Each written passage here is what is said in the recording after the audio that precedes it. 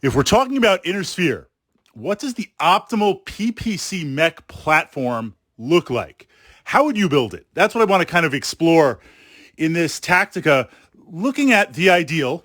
So this way, once it hits the actual tabletop, the hex maps, naturally with heat and other rules, there's always some considerations.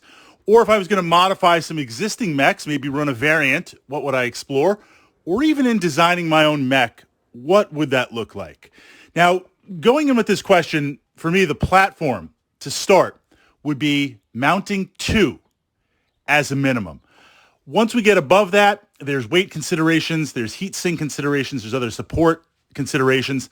I see 2 as that optimal level. What that means is it's got redundancy. We've got the dual range. We're putting out, in theory, 20 points of damage per turn. And we have 2 chances to kind of punch through and hit a certain area. What that means is light mechs, medium mechs, they kind of fall by the way. And yes, I know there are lights and mediums that mount PPCs and that are very, very effective weapons platforms. If we look at the Griffin or if we look at the Panther for a light mech, very, very effective, and 2 mechs that I regularly play. But I like to go in with the 2. So examples of that platform would be the Marauder, of course, the classic Warhammer. You need some tonnage to mount all that. Now, I want to have ideal heat support. Ideally, I don't have to have heat management in that I cannot regularly fire every turn 2 PPCs without overheating very, very fast. Inner Sphere, this weapon kicks up the most heat. I've got to manage that. I'm going to have to invest in some heat sinks. It's not going to just be stock fusion engine. We've got to take care of that from that perspective. Would I like to fire every single turn and be able to clear that heat? Yes, but I don't think that's necessary because there's other factors that we need to balance out to take advantage of these PPCs, but also limit the disadvantages because we've got a couple in terms of if they're destroyed, you immediately lose that effectiveness, which it's going to happen. Most likely we'll mount them in the arms, although there are other locations there. But also from the perspective of with minimums, getting under those minimums, I still might shoot, but now I'm stacking those modifiers incredibly because if I've got minimums and maybe I'm trying to move a little bit to get in your firing arc, you're moving like crazy, that really, really adds up. So yes, it's not just taking 2, slap on a ton of heat sinks and we're ready to go. I need other support systems. So depending on the tonnage and the configuration, I need to be able to fire both of them, maybe 2 or 3 turns, and generate some heat buildup. There might be some negative modifiers to movement and other things, but I can do that without having to worry about shutdown or other considerations. So we mount that weapons platform. We're moving there. The next aspect, of course, is ideally location. Arms and Battletech are the weakest points on the machines, even as heavies and assaults. And it's kind of an interesting matrix in that, just a sidebar for a moment, if I have a primary weapon on a light or even a medium, let's say like a Phoenix Hawk, large laser on the arm, that is going to take some damage. In theory, it should fall off about the same time as a heavy or an assault if I'm using that heavy or assault mech engaged. What I mean by that is if I'm playing a heavy or assault mech, yes, I've got more armor on the arm, but I'm not just fighting a light mech or a medium. They want nothing to do with me. I'm going toe-to-toe, slugging it out with some heavy machines, taking a significant amount of return fire. Where a light mech has the least in the arm, but I'm running, I'm gunning, I'm keeping out maximum hexes, I'm zooming along. I should be taking a lot less firepower. So as a mech warrior piloting a heavy or an assault, sometimes all those armor bubbles can be a little bit misleading. So ideally, I'd like to kind of look at the awesome configuration, the awesome mech, mount it left torso, right torso.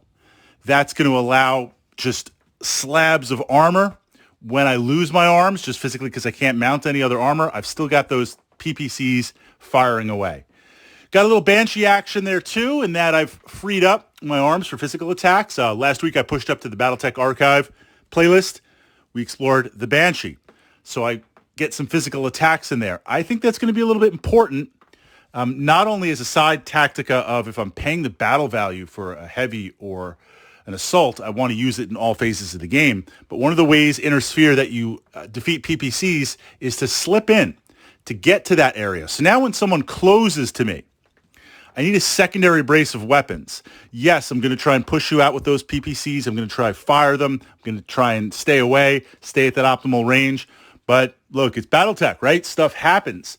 When you close, what is the answer for me? And it might even be like a secondary target. I might be dancing with a mech, but then a hover zooms in, and I want to be able to engage it. Might have to do a secondary target. First thought, and part of it is my play style, look, put an autocannon 20 on there. You want to get close enough, I'm going to blast you. And the threat of the autocannon 20 is sometimes, well, I was going to say greater than its bite, but getting hit with 20 points of damage. That's, especially if you faced some mechs with dual autocannon 20s, right? It's one thing to face a Cyclops or an Atlas where you've got to fire one, or even a very aggressive autocannon 20 like the Victor. It's a completely different thing if you're squaring off against a King Crab with those dual autocannon 20s. That's got some bite. So my thought is put that autocannon 20 on there, chase it away. Well, it's only one shot. Then if I mount two, look, that's a lot of tonnage. That's a lot of ammo. And now I've got a really mixed machine. And there are some clan machines that use not autocannons, but use a mix of really long range and really short range weapons. That could work. That could work at the higher tonnage. But I'm looking to focus on just those PPCs effectively. If I was looking to focus on the autocannon 20s, it would look, well, it would be the King Crab, or it would somewhat look like that. I'm going to set aside, take out that autocannon 20. I'm going to put in a brace of medium lasers. That's got kind of two things going on. Less tonnage, good zappy, and I've got some good range for that medium laser. If I mount more of those, now there's a duality of if I can hit you with those PPCs for a bit, punch a hole through something. Now when you get close, it's not just one shot, that autocannon 20 kind of crit seeking. I've got the multiples on there. So I would see an ideal platform pushing that out. Fritz, you just described the Marauder. In a way I did. But the Marauder, and I regularly play the Marauder. I love the MAD. It's great.